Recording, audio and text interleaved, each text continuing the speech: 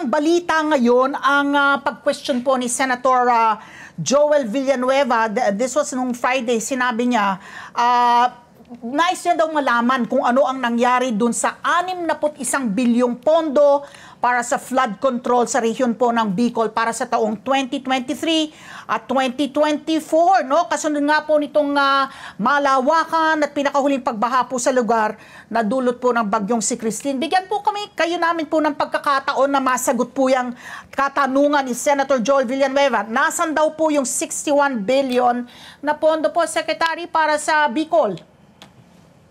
Well, we're referring, ni-refer po natin 2023 at saka 2024 Yes po. program po yan. Ang sinasabi niya ni Senator Villanueva.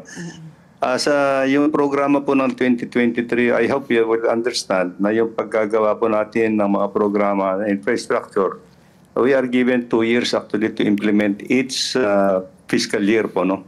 So yung 2023 program natin, lahat ng infrastructure program, we have until end of 2024 to substantially complete everything na yung nakalaan sa 2023. So, ang sinasabi ko po, yung sa halimbawa 2023 budget, we are still in the process of implementing the remaining projects at this point in time po.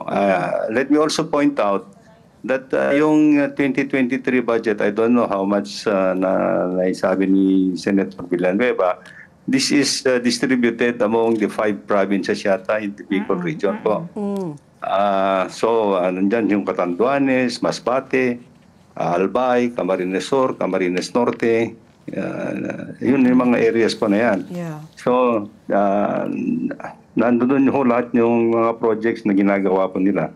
Sa 2024 po, 61.42 billion po for 2024 ang binabanggit niya at 31.9 billion naman po for 2023. So what you're saying po... I would not know kung 64. I thought the entire program na sinasabi is actually almost all 60 billion yata. 61 po. Break down Anyway, po niya between 2023 and 2024. And what you're saying po, Secretary, is ongoing naman po yung mga proyekto, no?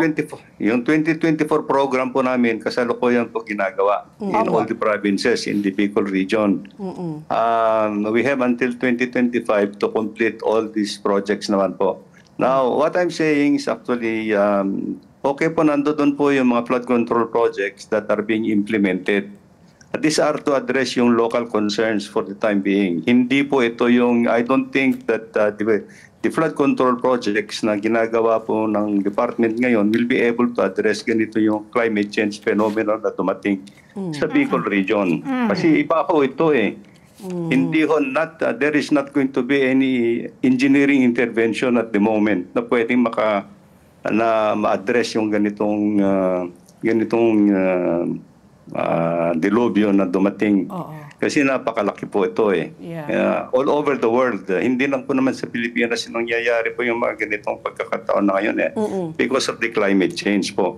So I think ang kuwan ngayon, kaya nga nung pagpunta namin sa Camarines Sur, the President has instructed the department to look into a major flood control program for Bicol River. Ito po yung pinagtutuunan namin ng pansin ngayon and kasi noon po meron yung Bicol River Basin Integrated Development Project many years ago. Pero at that time, hindi naman ho nakatuon lang sa flood control yan kasi it's a development program. This time, luckily we were able to undertake yung updating of the master plan for the Bicol River Basin Flood Control Program.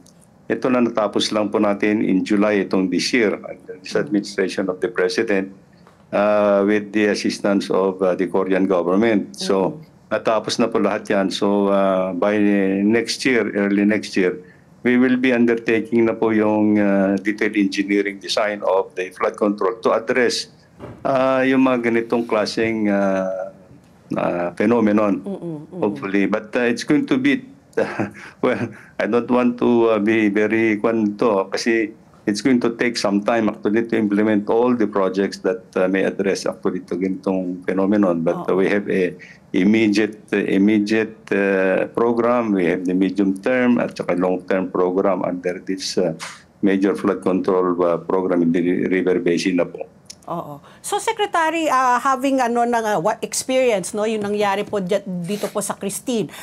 Itong mga naka-budget po no 2023 and 2024, ito ba ay sapat na?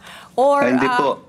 So paano po? Paano po natin Hindi po. I think yung ginagawa po natin ngayon, ang ginagawa natin ngayon ng mga budgets for the flood control programs that are being implemented right now are actually to address yung local concerns and provide immediate relief lang po doon sa mga affected areas, no, in localized flood control program lang po ito, hindi yung basin approach po ito. So yung mga low-lying areas are being protected sana, but the only problem is actually may mga phenomenon that has to be also addressed. Kagaya niyan, marami yung erosion problems natin sa kabundukan. Napansin po namin na lahat ng mga rivers ngayon are actually silted. Mababaw na po yung river beds. Kaya madali hong umapaw yung mga tubig. So I think these are the things that we have to address actually immediately na dapat may increase natin yung carrying capacity ng mga rivers natin ngayon.